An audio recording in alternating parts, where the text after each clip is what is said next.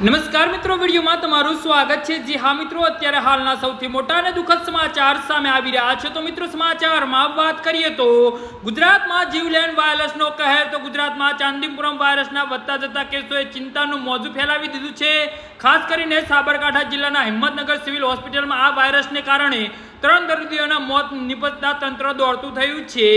તો હિંમતનગર સિવિલ હોસ્પિટલમાં ગત 26 જૂનના રોજ ચાંદીપુરમ વાયરસનો પ્રથમ કેસ નોંધાયો હતો। ત્યારબાદ અત્યાર સુધીમાં કુલ 7 દર્દીઓ અહીં સારવાર લીધી હતી અને હોસ્પિટલના આંકડા મુજબ કુલ પૈકી 7 પૈકીમાંથી 3 દર્દીઓના મોત થઈ ચૂક્યા છે। હાલ 2 દર્દીઓ સિવિલ હોસ્પિટલમાં સારવાર લઈ રહ્યા છે, જેમના રિપોર્ટ આવવાના બાકી છે।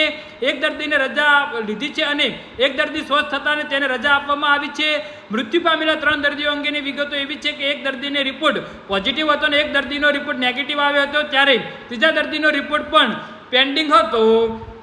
જી હા મિત્રો, તો ચાંદીપુરમ વાયરસનો ભોગ બનેલા દર્દીઓ હવે અન્ય રાજ્યોમાં બાળકોનો પણ સમાવેશ થાય છે। તાજેતરમાં રાજસ્થાનની સારવાર માટે હિંમતનગર સિવિલ હોસ્પિટલમાં આવેલા 6 વર્ષના એક બાળકનું મોત નીપજ્યું છે। તો બાળક 4 દિવસ અગાઉ જ સારવાર માટે અહીં દાખલ થયું હતું અને બાળકના મોત બાદ આરોગ્ય વિભાગ સતત થયું છે અને તાત્કાલિક અસરથી તપાસ અને દેખરેખની કામગીરી તેજ કરી દીધી છે।